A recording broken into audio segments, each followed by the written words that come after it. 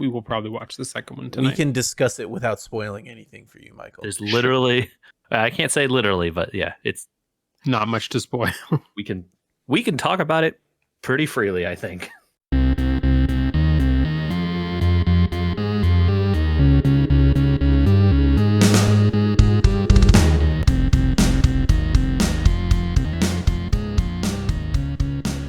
Do it. Let's do it to it. I would like to start by welcoming you all with a staccato voice because I was thinking about other things and I got really distracted and I just didn't know what I was going to talk about. Hello, everyone. Welcome to We Were Gamers. Andrew seems unwilling to have high energy today, so here we are. My brain broke there for a second. Sorry about that. Hi, we're back. 292. We Were Gamers. JJ's back. Michael's back. They're both here. Everybody. Hey, it's officially January. I know it was January last time we talked. But like we're now into January. You know what I mean? And nothing says to me more that it's January than AGDQ. AGDQ, awesome games done quick. JJ, Michael, it's here. It's happening immediately. Concurrently. Yeah, that's a better word. That's the word that means exactly what I was thinking. I know there's some runs coming up that people are maybe looking into, excited about, but you know, by the time this airs, it'll already be Wednesday. So it's a yearly shout out to a gigantic charity thing. I think that we try to remember to do because it's worthwhile. So I wanted to load that up front. You guys can throw in any mentions if you wanted to at this point in time. I think TikTok. I'm very curious to see how what was the name of that game? I was shocked to see that the speed run for it was 32 minutes. And I know I've played that game and it took like 4 hours. I'm trying to figure out how it's even I think it was Ori. Every game. Yeah, I caught a little bit of that, and it's real fast. It'd be like the category even says like no out of bounds, no crazy glitches, and it's like how? Uh-huh. So yeah, I'm very curious about that one. I did catch the Mega Man 2 speedrun. That game is just so good. Man, that game is good. And that game is hecka broken, man. There's all kinds of stuff that's like zipping across lines and skipping rooms and all kinds of stuff. But What platform did they play that on? Do you remember? Yes, I think. Oh, okay. Yeah. Sometimes it's like this one's super broken in this re-release, you know? Maybe it was a re-release, but it didn't look. It's hard to tell digitally, right? I mean, I guess a lot of these now you can barely, I don't know. Who knows? Yeah. Everything's getting upscaled these days. I wonder. It says on the schedule what they're playing it on. Oh, well, we don't have time. I want to say I thought it was NES, but regardless, yes, Mega Man 2. It was NES. Regardless. Speaking of AGDQ, what is one of the catchphrases of that show? Orb. Or gotta go fast. Yes. Which comes, I guess, from Sonic, probably, I think. Believe so. And almost directly. I might be bad at Sonic, or I don't like it. I tried. One of my goals in the new year, which is not a resolution because I've just started doing it instead of making a resolution, was to make sure that I was trying out and playing games that I had purchased and making sure to do that, right? Like I don't know about you, but as a We Were gamer, I have a hefty backlog of games that I think look really cool, so I buy them and then I don't play them. You're in good company. I'm not going to say I don't do that, but I'm pretty sure my backlog is smaller than both of you guys. I might have both of you beat combined. We'll see. But point being, everyone said that Sonic Mania game was amazing and the best Sonic almost ever. And I remember having a Game Gear, which I have deep nostalgia for currently because an analog pocket has showed up on my doorstep. And that had, Sonic on it. And that was fun. I might be bad at Sonic. I don't know that I like Sonic. How much Sonic have you played beyond the first Green Hill zones? Maybe not as much as I remember. Yeah. Because those first 3 stages or whatever it is all have some really amazing flow once you get the paths down or whatever. Yes. And you can zoom through those levels. Every level after that, I felt like, and again, I also am guilty of this, is not playing very much other Sonic beyond those first several levels, is just you running at light speed directly into a wall and stopping immediately. And then going, where do I go here? Yeah, it's a maze. Find your way through it. I get the maze thing, but yeah, maybe the idea of I played that, especially when it comes to things as old as a Game Gear or a Genesis or a Super Nintendo. Maybe I played that means I know that I booted it and I definitely know what that game looks like, but I'm not sure how much I actually played of it. I'm starting to wonder about my memory. I mean, it also could be you played go. those first several levels several times and then didn't get to level 6 or whatever, and now you have gotten to level 6 and are just yeah, what am I doing? Yeah. Well, and I also, now that I'm of an age that understands that it's a maze, I keep stopping, right? And I'm looking around the level to see where I'm supposed to be going, what I might be missing, because I know there's a secret. Every frame, every screen, there's a different way to go, basically. Which means I am not got to go fasting, and then not jumping and doing the things while spinning, and therefore dying a lot.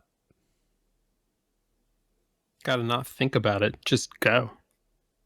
I think that might be the thing. Okay, but it sounds like maybe we're all not that Sonic perfectionists here, or Sonic aficionados. Maybe somebody could email us, podcast We Were Gamers. I said that really fast, but I meant it. Short emails only, I guess. Short, yeah. Gotta fast the emails. Also, give me tips. I'm into that. I'm okay with that. Speaking of tips, JJ. Yes.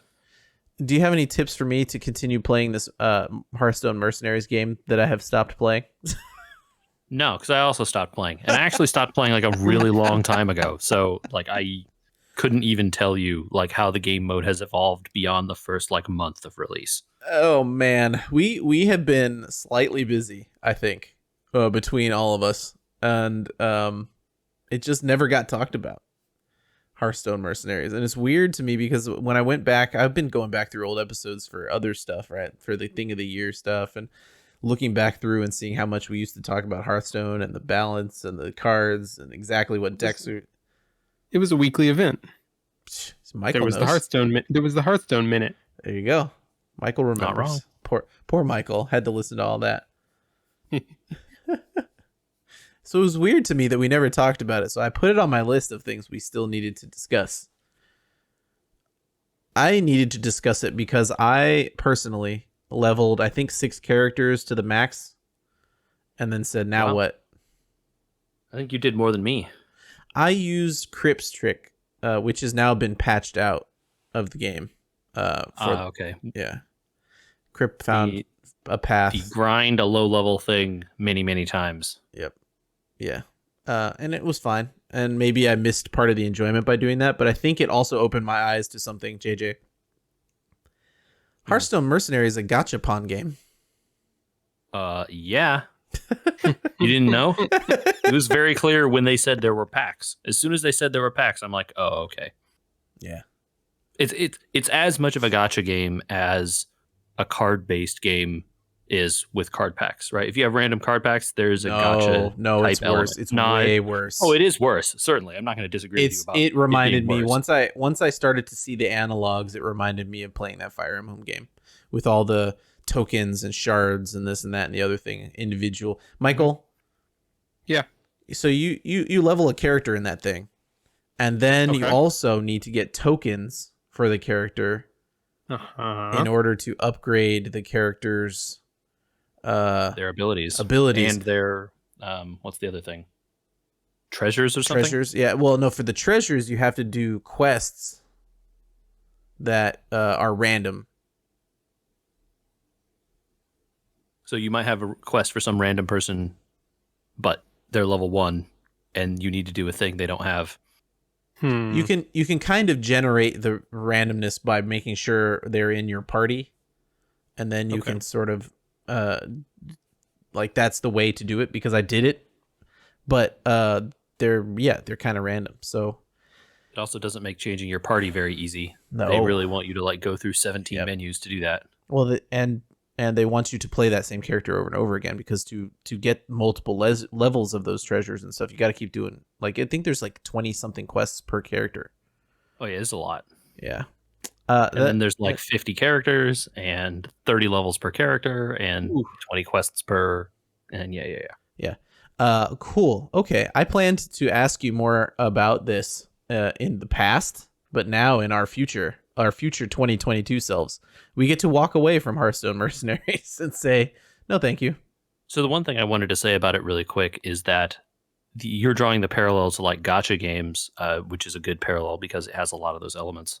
The thing that I saw, which again, I didn't really know because I'm not a player of this game, but apparently it's extremely analogous in a lot of ways to Raid Shadow Legends, which is a game with a great reputation. Oh, by great, you're holding your nose, I assume. I'm scare quoting it here. Great reputation for just being the most mobile game with all that kind of monetization and nonsense involved in it. So Wow. apparently people are saying like, yeah, man, this is like they ripped that mode off hardcore. And I was like, okay, I don't know. They had never played that game, but I think those people should have learned the first time around. one might think, right? Yeah. The people I guess that people able are saying, you know, it's more fair than that one, but that's not okay. a big step. Yeah, you wonderful. know, Cool. Well, it's not the most exploitative thing.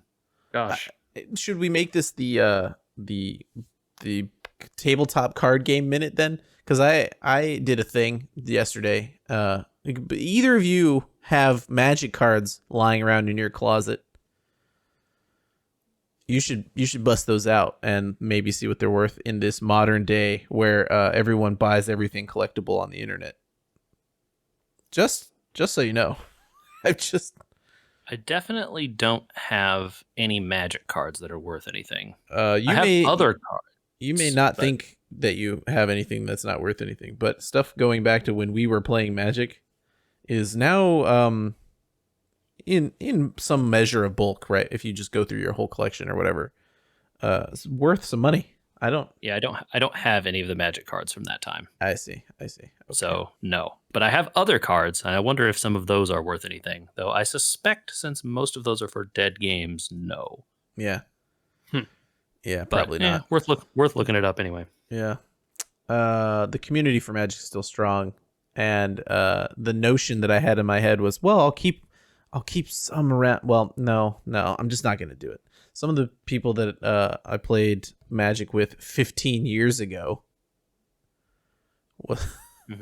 have now moved out of state, so I don't think it's in my future to be worrying about that much anymore. So the nostalgia hit was pretty crazy strong to try and play Magic again. I know we have talked about Magic Arena on here before.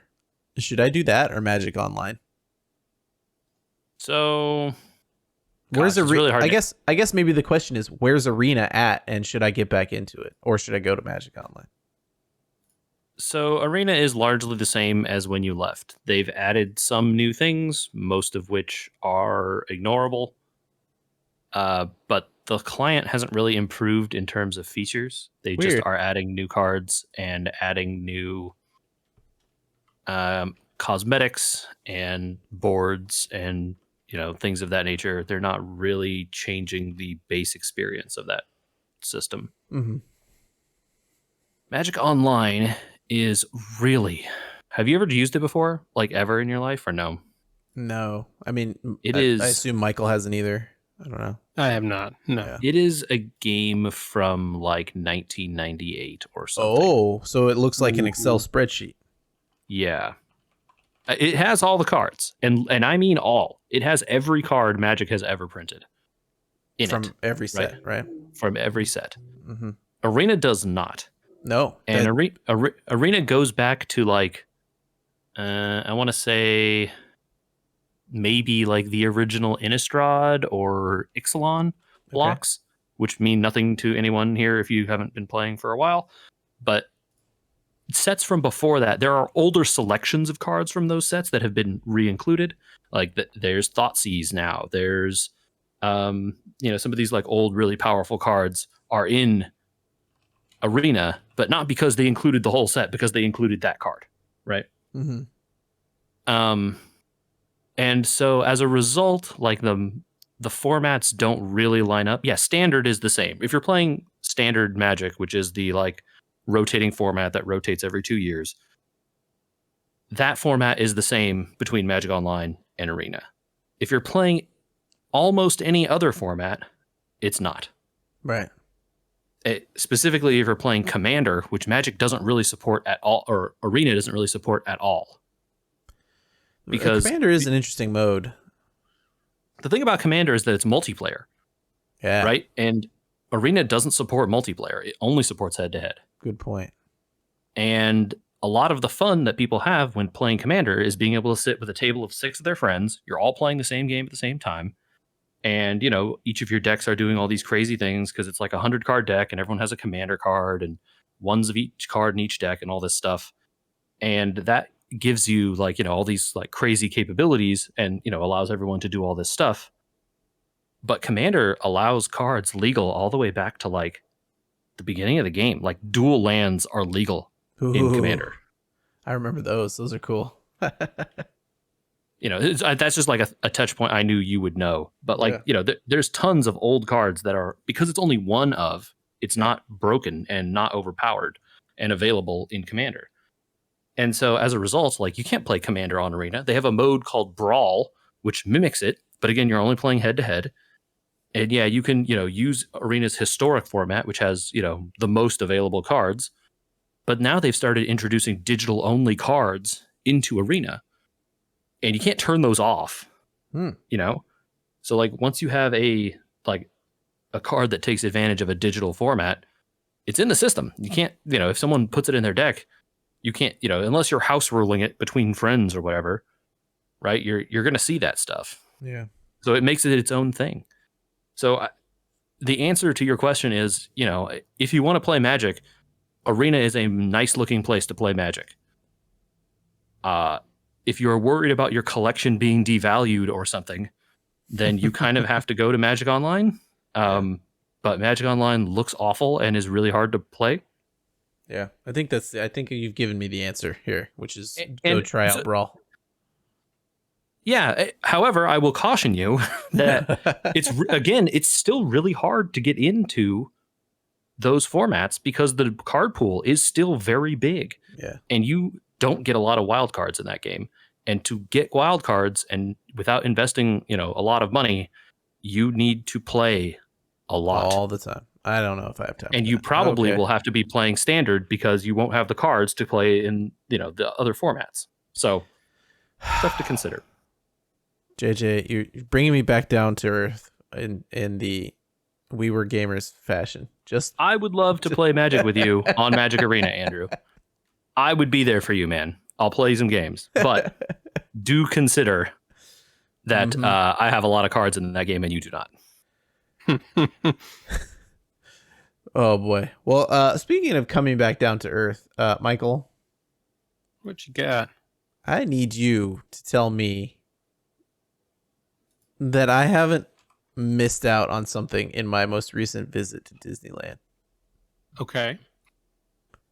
Where's the fun?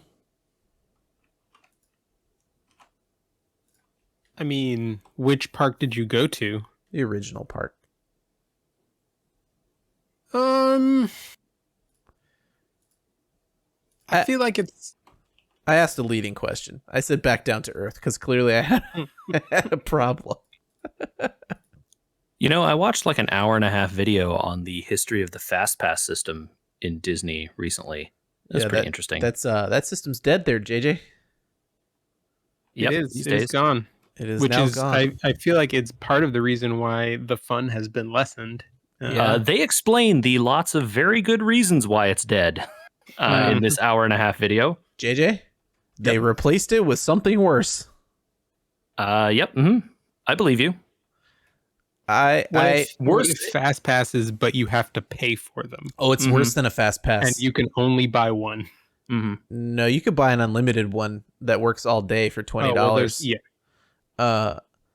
You can only use one at a time, but it doesn't matter if you can only use one at a time. If the system has gone from, remember how Fast Pass was like you skip half the line and then you become part of the line, basically?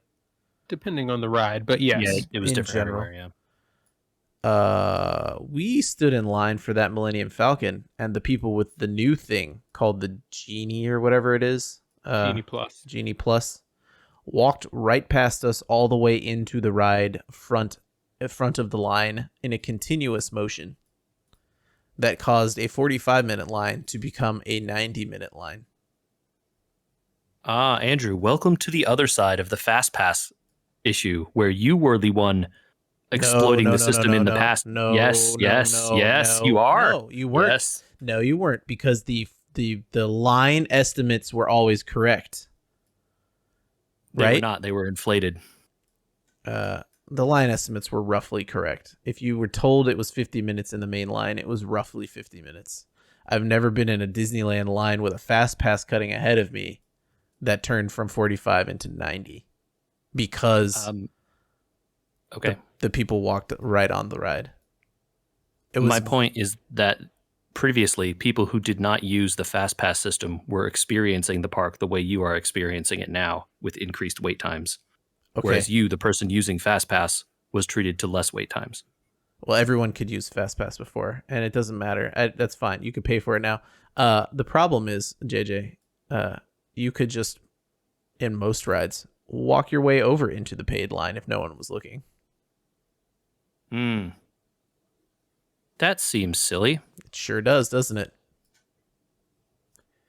Because there's no one at the front checking anything, right? Nope. Yeah, at least not as diligently as they should be. They should be checking people at the entrance and the front, and literally only check people at the front and anywhere that I could tell. So if you found your way into that line somehow, maybe by stepping on a corner where you step over a rope. Yeah. Sure. Don't see why you wouldn't do that all the time.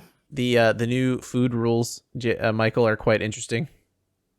With the need need to use mobile ordering, or you basically don't get food. Oh my goodness! Yes, it's the mobile ordering right now. The way they have it set up, it's bad on its own. I think what makes it so much worse is that most places have also decreased to having a single walk-up point of sale. Yep. So you either go to order food and it's several hours from right now when you actually want it, or you have to go wait in a half-hour line behind all the other people who also want to just walk up and order food. The fun, man. They looked at the fun and said, "Where can we take it away?" Well, where can we monetize it? You put the right word on that, because my next and last example, because I don't want to give them any more time on this, was that I brought my penny thing because I was super excited to go back to Disneyland for the first time in so long. So I brought my thing for pennies and my quarters and my pennies, and little kids who were excited to crush the pennies that they had brought and use the quarters. All the penny machines, you just tap your phone to it and it spits out a already crushed coin. Lame. That's lame. They increased the price to $1 per. Yeah, it's the most lame monetization of anything I've ever seen in my life. Made me sad. Okay. Thanks. I hate it. Thanks. I hate it. Yeah. Fix your house there, Mr. Mouse. I really do want to encourage people to watch this video on Defunct Land, the I will YouTube watch channel. it. I will. It is very long, and it goes fully into the history, and I think is pretty fair to what has happened with that system. And it totally agrees with you about with the new system that it's like, hey man, this is like Not a better. cynical cash grab, and it's Uh-huh. probably maybe not better, but maybe it is better in some instances, but not others. And so it's pretty fair about it. And I don't want to discount any of your points because they are right.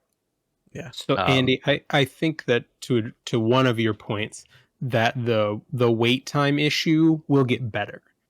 Because even before they rolled out the new system, the wait times since Disney has reopened, and I don't know if it's just because they're understaffed still or what's going on, but the wait times have fluctuated wildly compared to what they used to. I'd believe it. I mean, everyone's dealing with pandemic issues. I don't blame the people that work there. Not one bit. Yeah. Oh yeah, it's certainly not them. Like they're just dealing with the system they're given, Yeah. The- That's So why I said, think Mr. Mouse, fix your house.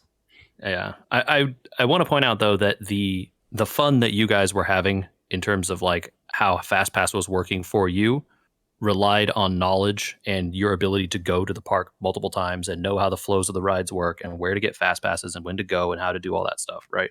Okay, so And experience. Not everyone has all that stuff. Sure, experience was available to you. However, if you looked at the internet, Oh, sure, it totally. would tell you exactly what to do.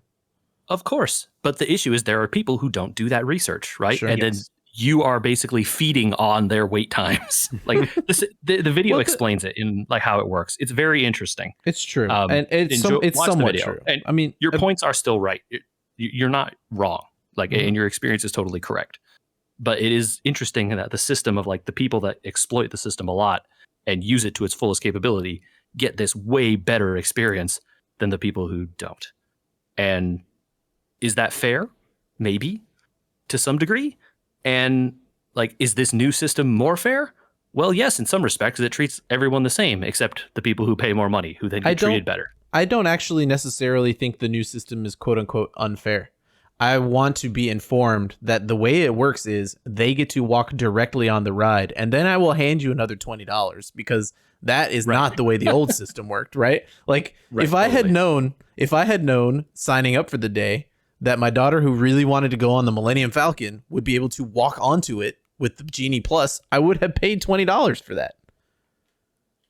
Right? Yeah. And but no one tells you that that's the way that it works now. Not like the old Fast Pass where you only skipped a portion of the line. And also no one tells you that the wait times are so off that you're going to be lied to about 45 minutes of your time.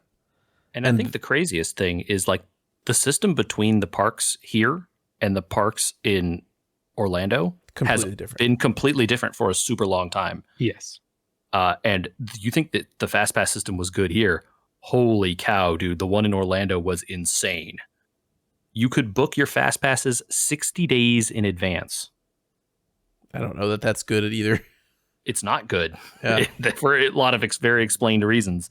Anyway, so it goes into all this stuff, and it's very like surprising the results that come out of it. So anyway, people can go check out the YouTube video if they're interested. Defunct Land, you said. Okay. Yeah, that's the channel. Since we're on the mouse, JJ, in our chat one day, you said, "What is this Boba show about?" Have you figured out what this Boba? Okay, up front, we're not going to do any spoilers because Michael's not caught up. Are there even spoilers to do? Like, I truly am asking that question seriously. Maybe the carbon scoring forthcoming will answer that for me. Can I give you a preview of carbon scoring upcoming? Sure. No one knows the answer. Okay, great. Because I don't know either. And I still don't know what this show is about other than like we've had like 2 very extended flashback sequences. Yeah, well, Michael, you haven't seen the next one, but it's basically the whole episode. Okay. And so therefore, I don't know what the show is currently about other than telling me things that happened in the past. Which, So I mean, you know, that might be what the show is bad. about. We debated that on carbon scoring for quite a while, and it came maybe to that's not our bad. opinion that might be what it's about. You know, because who knows who Boba Fett even is, right? You kind of don't. Yeah, I mean, you know him as a child, and then you know him from his moments in the original trilogy, and that's about it. Yep. Yeah. So Did- I I mean, mean- I'm not. I have. I feel like I can't have an opinion on the show because nothing has happened in it, and I don't know. Like, I don't know what to say. Like, I watched the first episode, and I came away with it being like, I'm confused about what this show even is, and if I like it or not. Yeah. I like the quality of it. I think Oh, it of is course. filmed well generally. Robert I Rodriguez don't know. can tell a story, so we'll get there. I don't know that I particularly like the acting, but I think the acting is intentionally stoic, so that makes it hard to judge. So Yeah, it'd I be don't know. interesting if he ever played like a clone trooper or something to see if he changed it up a little bit. I would want to see him emote any at all before I pass judgment on his acting skills. Well, go watch Moana. He's the king from the Moana's dad. Yeah, but that's animated. Like, I mean, his it's voice one- changes his voice, inflection. certainly. Look, I believe he's capable as a human of producing different sounding things. That's not like an emoting through his voice. I believe it, but acting requires more than that, right? Yeah. All right. So, anyway, I have no opinion on the show because I still feel like I don't know what it is. Then let's get an opinion. I guess I don't know. I hope on something we did stream, all of us, and still this is checking off the bucket, guys. From I mentioned last episode how we haven't caught up. He-Man. We haven't talked about He-Man and Revelations Part 2.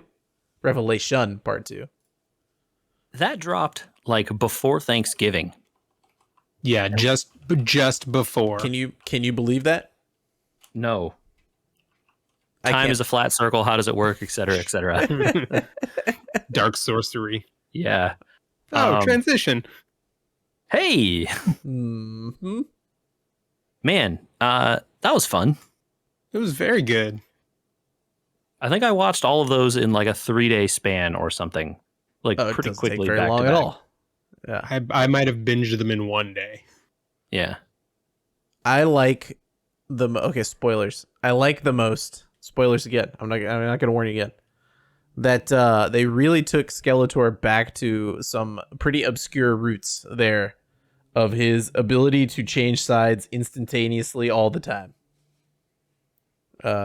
There's some stuff in that movie about She-Ra where you find out that Skeletor used to work for Hordak, who is the bad guy in She-Ra, and then was betrayed by Hordak and left for dead, and then worked with King, whatever his name is, Adam's dad, to betray the Horde, and then betrayed them back afterward. You know what I mean? Like, that's vintage Skeletor right No there. back is safe from being stabbed.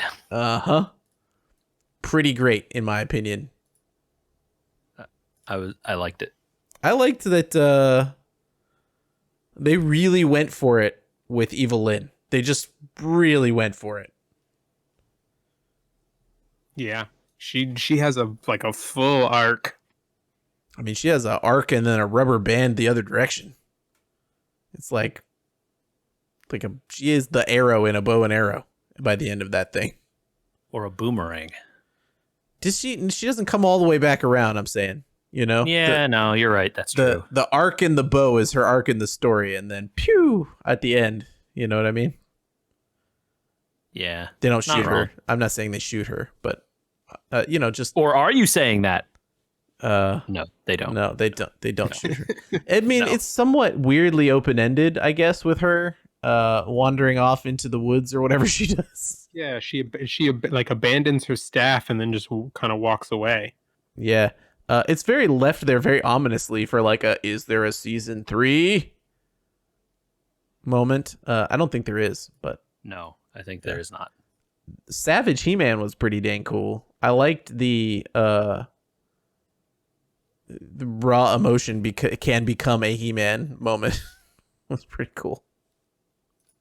I think I really liked I don't know, was it a revelation that the sword wasn't needed really the whole time anyway? Yeah, I think was that's the that was a revelation, cool yes. touch. That was the thing, and being like, oh man, actually it just turns out, you could have done this. It's just you thought you needed the sword, but you totally don't. He has always had the power. Yeah, you have the power. The sword was the conduit for it. Right? Maybe we all have the power. Yeah. I can't say enough good stuff about that thing. For a thing I went into with like no expectations whatsoever, not really being a fan of Motu, and then coming out of it being like, man, that was a great time. That was a really good time. I was just jazzed about the whole situation. I redeveloped, I think, a appreciation for filmation, animation, and that era of cartoons thanks to this, right? Like, I remembered that era of cartoons. I remember the 90s era of cartoons way better. Yeah, I could still name what happens in some of the Batman Beyond episodes and things like that. Mm-hmm. I know I watched He-Man as a kid, but I was just a little bit too old to have watched all of it or developed a fondness for it, you know?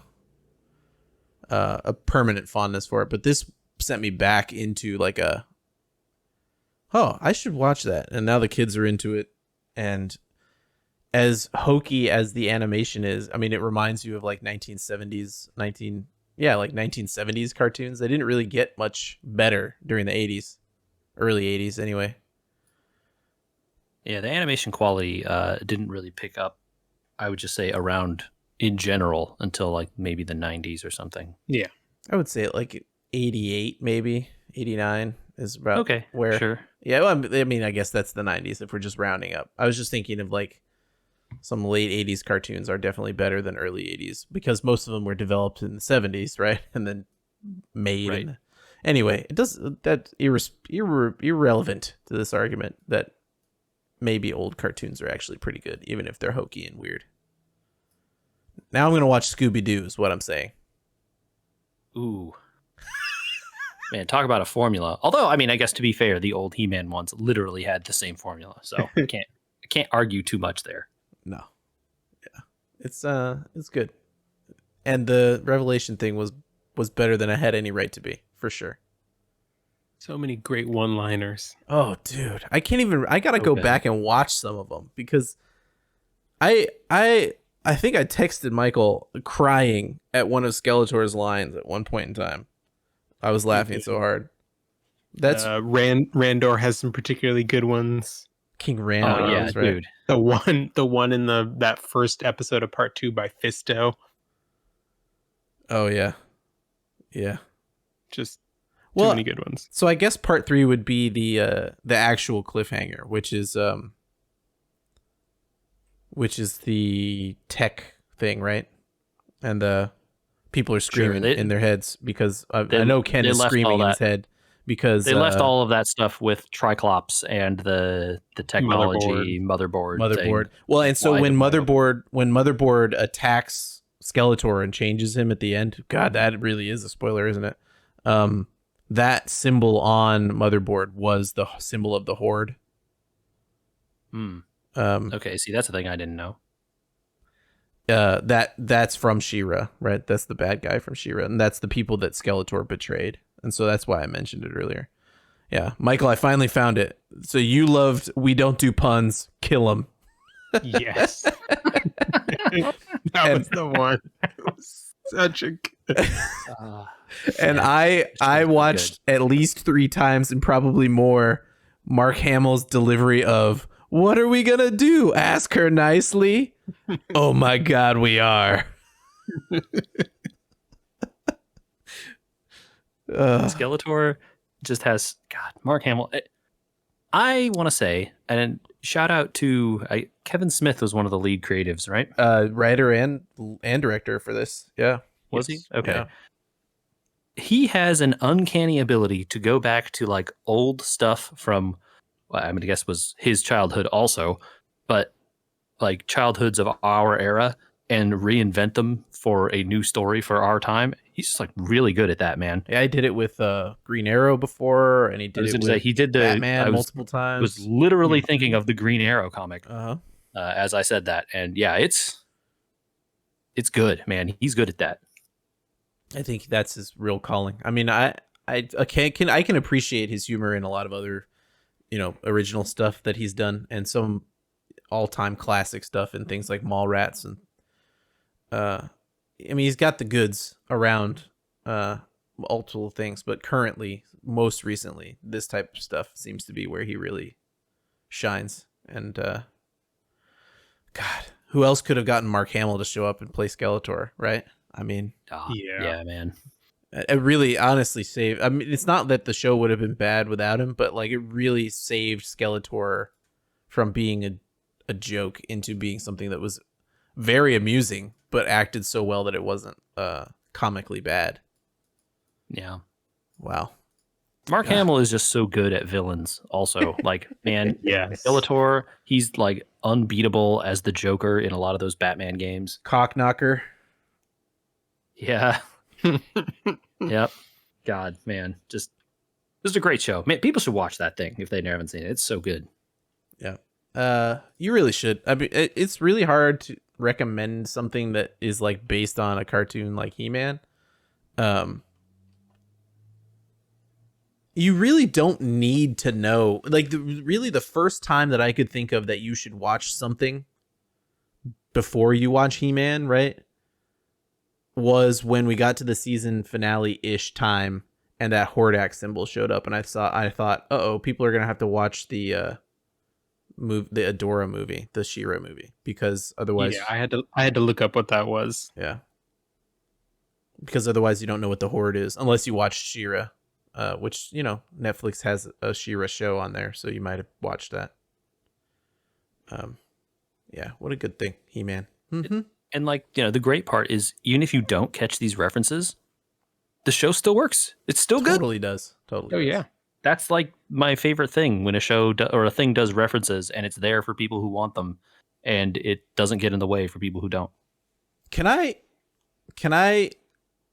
talked a little bit about this on Carbon Scoring, but have either of you, since they're all streaming on HBO now, have either of you seen any of those new WB Monsterverse movies?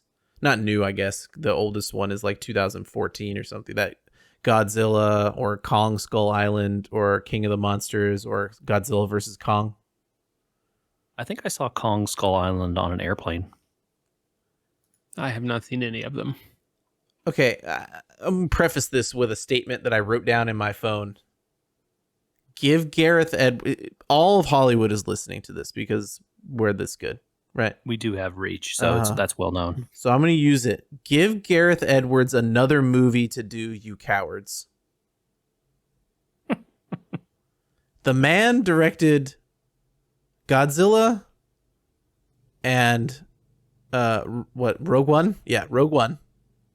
And another movie I haven't seen. He's got 3 movies under his belt. According to Kit, Monsters, his first movie, his first movie is very good also, as a Cloverfield adjacent type thing. Not selling me with that one. Well, I guess he didn't have much budget, so you Okay. don't see Tough. monsters and stuff like that. But it is well acted and very stylized. Those 3 films, by all accounts, one of them I can't vouch for, but the other 2, Rogue One, you guys have seen. Sure, yeah. Pretty good. Give Pretty Gareth movie. Edwards another movie. That Godzilla movie was really good. I made fun of that. Hold on, which Godzilla was this? Because there have been several. Not King of Monsters. And not Shin Godzilla, right? Not Shin Godzilla. It was Is it just called Godzilla? Godzilla 2014. Yeah, I was making sure I had the date right when I said 2014 earlier. Is this the one with Ken Watanabe? Yes. Okay, I have seen this movie. And This movie's not bad. Elizabeth Olsen and Yeah. what's his name? Bryan Cranston. Yeah. I've seen this. That movie's not bad. That movie's pretty The good. trailers for this movie, I've watched all 4 of these now, and you can listen to Carbon Scoring for me to talk about more of it because I'm not going to waste the time here. But I have to tell you, out of all 4 of those movies, this one actually is the best, and it's the one that I made fun of when I saw the trailer, and I said that's going to be Dogpile. Gareth Edwards tricked me. That trailer was not the movie. I remember in the lead up to that movie thinking like, oh, this is going to be dumb. Yes. And then I went to go see it, and actually it wasn't dumb because they did the correct thing, and the movie isn't about the dang monster, it's about the people. And that's why it's good. But it's about the people in a believable way. It's not just the people running around screaming. No, I know that. Like I said, Or that's why like, it's good. oh, They we're make just a gonna people put- story, and Well, the monster is in it. They tried to do a people story in a different one of these movies, and it didn't work at all because all the people did was run around doing stupid stuff that didn't make any sense. This one made a heck of a lot of sense, and every time that the people were in danger, it was extremely stylized. Like when they're trying to move a nuke, in this thing on a train track, and the fog comes in, and yeah, it's really good. I'm not gonna say any more than that. No spoiler. Yeah, You know, that one's good. that one is good. Anyway, that was my shout out for streaming. Give Gareth Edwards another movie. # you cowards. I mean, Is that a hashtag? I don't know. I don't know. everything's been a hashtag probably at this point, so I don't know. That would probably get me some sort of political hashtag if I said # you cowards, probably. So never mind. But # give Gareth Edwards another movie is probably good. That's So you that's can do that long. one. That probably works though. There's no limit. You can just keep adding characters together. There is no limit. You know where there should be limits? This is it. Food. There should be limits with food. Mm-hmm. Yes, I think we have come to this consensus. This is why we have food crimes. In 2022, I pose to you both that we end the show here with food crimes. And instead of just saying, is this a food crime? Is that a food crime? In 2022, I want to propose that we begin the book of rules, the book of food rules. That's a Book of Boba reference. The book of... I mean, you could call it the Book of Boba. No. We are in California. Boba's not a food crime, though. Unless you don't like tapioca, I guess. I mean, I'm not a huge fan of boba, the food, but I'm not here to tell people how to live if they want it. Well, maybe we should tell people how to live a little bit. I sent you a video earlier, and I want to propose the first rule in the book of food rules. Stop impostoring things to be other things. Yeah, why do this? Why do this? So this is telling people how to live. Don't make a cheeseburger in a tortilla. The thing that I saw about this, right? I watched this little video you posted and, posted on our social so people can see. And like, this is a lot of work, man. It's a lot of work. You did the work of cooking all the various ingredients and assembling them. And then you did extra work to fold them in this like annoying way so that you could have a tortilla burger thing. And you know, then you could have press done it. in all that price. Yeah, right. And then press it to heat it again. You know, what you could have done instead of all of that. Make a Just burrito. put them on a bun Sure. and eat a normal burger. You didn't have to cook the bun. It's just right there. You just eat it. I understand that all of these ingredients in a different form could be easily used in a burrito, right? Like ground beef, cheese, lettuce, right? Yep. Fine. But don't make this to make it look like a hamburger in a tortilla. It's too much. So that's my first proposed rule, and this is what we're gonna do to end the show. We're gonna debate, and then everybody, when it's food crimes time, you're supposed to bring a rule when you find a food crime, and then we see if we're adding a rule to the book of rules. Okay. Okay. So my food crime this time was the cheeseburger melted gordita or whatever it was, and it was presented as a hamburger in the same orientation and everything. And I think food rule number 1 would be don't imposter. Okay. I think anyone who sees this video will agree that someone has attempted to imposter a burger here. Okay, but could my rule be used incorrectly? Could don't imposter prevent good foods? That's the point we have to debate here. This is the test shot. The first rule. We got to really think about how we're going to debate this. So I think the first thing that comes to mind for me is if you're going to say something like "don't imposter," are you calling out things like the trend in veganism to name non-meat foods Yes. after Yes, I meat? am. I don't need a Beyond Burger. Do you? I mean, they taste fine. I don't really have anything against I don't them. think they taste terrible. I didn't say they tasted bad, but the point is it's supposed to be better food, right? And it's just as bad. In their attempt to create a hamburger that is plant-based, they pound it with coconut oil that will also stop your heart. And also is bad because you have to deforest to make coconut farms. So maybe that rule applies. Just give me that. So give me the that one I bean can thing. think of, the one I can think of here that is a potential pitfall to this rule is, what about stuff like a sushi burrito, which is legitimately good? Is It is a su- It is. I'm It gonna is. I'm gonna go with JJ on that one. it is a wrapping of sushi in a burrito Okay, type hold on. form, not in a tortilla. Okay, but see, that's the thing. So it's not impostering a burrito, right? But it is, because it becomes like you wrap it like a burrito. but What are with you seaweed, wrapping? right? Like, just find me a picture of this so that I can share it, but also describe it. It But- is fish of Is some it- sort, like is you it would like put in. chopped tiny, like the insides of Yeah, a burrito would it- be? It could be, yeah. Or Okay. you could do chunks like poke. Depends on how the burrito and how big the burrito is, right? Uh-huh. Because obviously you Sure. get more or less depending on And that. it's wrapped in what? Rice, Rice. Well, seaweed and then rice. seaweed, and then rice, right? Or Seaweed and rice and then seaweed, So depending on how they do what it. makes it what makes it a burrito and not just an extra large roll? The fact that it's completely enclosed. Yeah, so the wrap doesn't just like end in after they circle around the rice lengthwise. Uh-huh. They enclose the entire thing as though it were a tortilla. So it's a roll. It just has ends on it. And isn't sliced, but sure.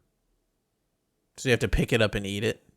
Yes, you have to eat it like a burrito, where you hold it in your hands and take bites out of it. It's an inverted hand roll. I'm not calling that. They just call it a burrito. Okay, I've got another one for you then, Andy. Okay. Where do you fall on a patty melt?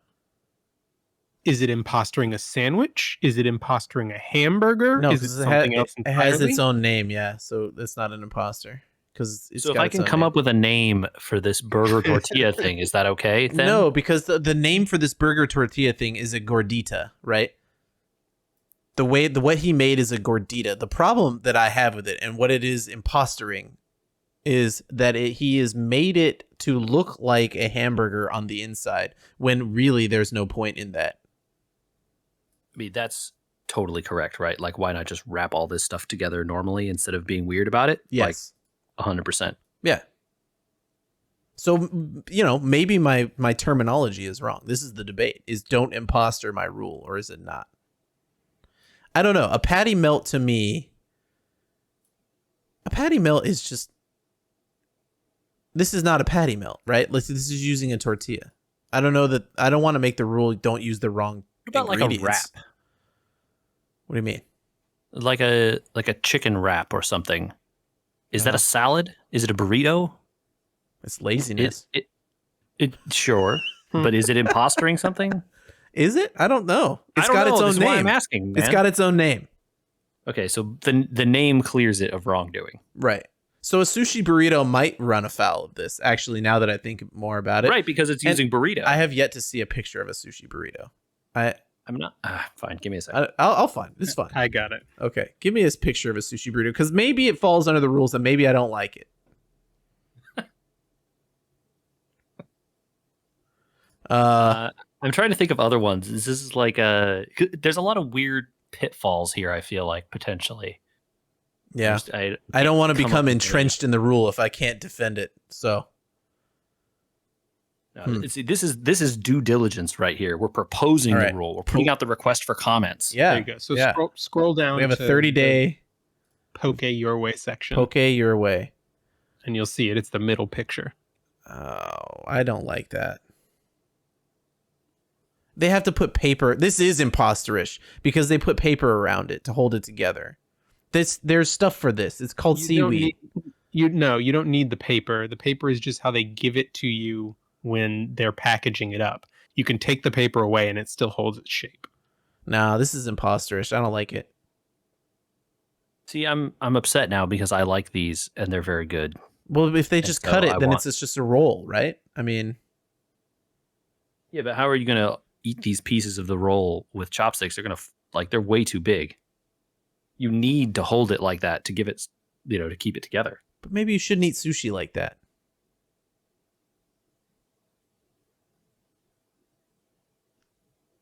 It really is more pokey than sushi. But I have no argument of like you shouldn't eat this because it's too much. I mean, I guess pokey. There's no argument there. But pokey doesn't try to imposter anything, right? So like pokey itself is not really sushi, I guess, because it's its own thing. But this isn't this pokey impostering either. both burritos and sushi then? It is. It's double impostering. It has run afoul of the rule twice. And honestly, I look at this and think I don't know that I would want that.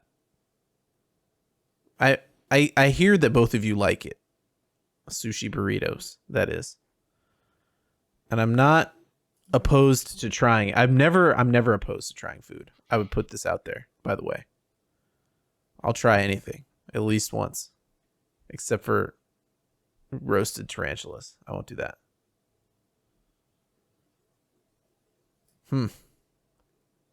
I'm saying I don't like what this guy made on the internet. And now I'm starting to not like this burrito thing. I know there's more examples of this kind of stuff. I just can't think of any right now. So what it tends to be is what you come up about. with one. Yeah. Email us. Well, what it tends to be, I think, is what you've talked about. Oh no, they call it a burrito, B-O-R-I-T-O, because of the fish. No. Wait, where now? On the top of the menu. Oh, is it bonito? I can't tell. Their writing is bad. There's an R dip there. Yeah, that's not an N. That's been in that picture at the very top. That's honey bonito. Okay, that's not an N. Somebody's got to work on their writing. I want to set a rule, but we got to debate it, I guess, more. I mean, I think this is the proposal. We have proposed the rule. Okay. We need to hear comments. Putting a P by it, proposed. We've made the request for comments here. Okay. People can write in their comments. All right. We'll debate the rule, and then we will summarily choose to ignore all the responses if we so feel. I think. Can I propose a counter rule? What? Yeah, okay. Is that allowed? Is it a counter rule, as in it would sit there as well, or would replace it, or what? What's counter? How about I propose it, and then you decide whether you like it better or worse, or in addition. I'm in the dark here. Go for it. Okay, so my proposal is maybe don't create food solely for the clicks.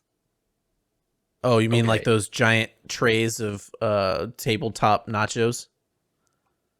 Yeah, where people. But this also falls under that category. Your little gordita hamburger, because it was definitely only made for the gram. I don't know that I would call that a counter rule. I think you've proposed your own rule based on what this came from, which is food for the gram is bad.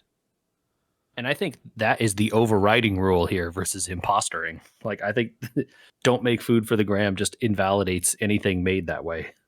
Okay. All right. So they can't both sit on the list then? Is what you're saying, JJ? You're the arbiter here. Because no, I'm not saying that they can't both be on the list, but I'm saying in terms of this video that you showed us, if Michael's rule is adopted, we don't need your rule because this thing gets blown out immediately because it was clearly only made to make a video. Okay. No one would ever do this. Making this way is more work and and can't be a better tasting result. Like I can't believe that it would be. Gotta be bad. Okay. So I will have to bring more examples of don't imposter in order for it to make the rules, or people can email more examples of don't imposter. And the new counter proposed rule, no food for the gram. is rule And number like maybe one. there are examples of like food made for the gram where actually it's good and we're all wrong, but I Okay. haven't seen one, so who knows? I don't think. Well, does that website Tasty account as making for food for the gram? I don't know what that is. No, because they do a whole lot of actual recipes. So they are making food and JJ. putting it on social media. JJ, tasty.co is the website. And it's basically like a recipe website that then uses Instagram to like show cooking stuff. But sometimes they have crazy things on there. Ooh, the latest recipe is lumpia. Oh. Love Yeah, it. but I would say their stuff is more instructive than it is actually just done for the clicks. I would say I have made their ratatouille recipe and it is good. This is like a collection of recipes more than they just use the Instagram posts to fill out their content farm here. Okay, so they do not count as for the gram. I would not say directly. Okay. Then Because they're trying to tell you a recipe here, and you could then make it look all pretty and whatever. Like food for show is still going to always be a thing, right? Someone is going to make the prettiest looking hamburger or the like most fancy looking salad in the universe. But we're talking more like Guy Fieri style food for the gram. And I don't want to be too harsh because Guy Fieri's food is good sometimes. Oh, I'm not saying his food. I guess I meant more I know what you mean. The like food that he eats on stunt food, right? The stunt food that he eats, I guess, because he is a decent chef and a good person, and I'm not gonna slam the man. Yeah, and he goes on that what's the Diners, Drive-ins, and Dives show where he just goes to all kinds of places and they make all kinds of delicious food, and most of it is not weird. It's just normal food, but with like a cool twist that this restaurant is doing. Sometimes though, it is the 9 patty thing, Right. It's not occasionally. It's not only that though. It is normally just like, oh, this is a fish burger instead of a normal burger. Look at all this cool stuff they're doing. Hold on. Fish burger? Yeah, you're gonna say like you can't fry a piece of fish and put it on a burger patty? I mean, that's not a burger though. That's impostering. That feels a little pedantic. It's not pedantic. If you're gonna call it a burger, then what is a burger? What's a patty? Oh, there you go. No. I want an answer to my question. What is a burger? Is a burger a sandwich, Michael? Yes, of course it is. Oh, I don't know. I wasn't prepared to defend what is a burger currently. Is chili soup? Soup? Yeah, it is. That just feels redundant. Yeah. Okay. So are we're moving forward with 2 rules? I mean, I think until we can get counter examples for reasons why we shouldn't adopt these rules, they're provisionally adopted here, and if we don't hear anything in the next couple of weeks, then they go into effect. Okay. But if you don't like a rule, you need to speak up and say, this is why I think don't imposter or no food for the gram don't count as rules. And that applies to us too. If we come back next week or the week after, hey, I found this thing. Does this count as impostering, right? And like your I guess sushi since burrito. we're in charge of the rules, we reserve the right to invalidate our own rules. But sure. Obviously, we're trying to do a service to the people. We're not going to intentionally do that. We're gonna write the book of food rules. Yeah, the no-nos. Diners, Drive-ins, and Dives has a sushi burrito with Guy Fieri. I'm gonna watch. Sure they do. I'm gonna watch that one next. There have been 100 million episodes of that show, so there's probably in everything. Oh my god, it's so much mayo. Oh. Have you ever seen them make poke in a restaurant? It's always so much mayo. All right. Well, with that, that ends our new segment to style food crimes thing. And they're definitely going to need the email after that, JJ. Yeah, and that email is podcast@wewergamers.com. Send us your proposed food crime, examples there so that we can, see if they fit. Or if you have counter examples to our rules, please we want to hear them, and that's podcast@weweregamers.com. You can also send them to us on social media. We're on Facebook @weweregamers, YouTube, We Were Gamers, all one word. And this podcast, of course, you're listening to on some fine podcasting platform. And please subscribe to us and leave reviews. That does help. There's apparently deleted scenes in Disney Plus for the original Star Wars.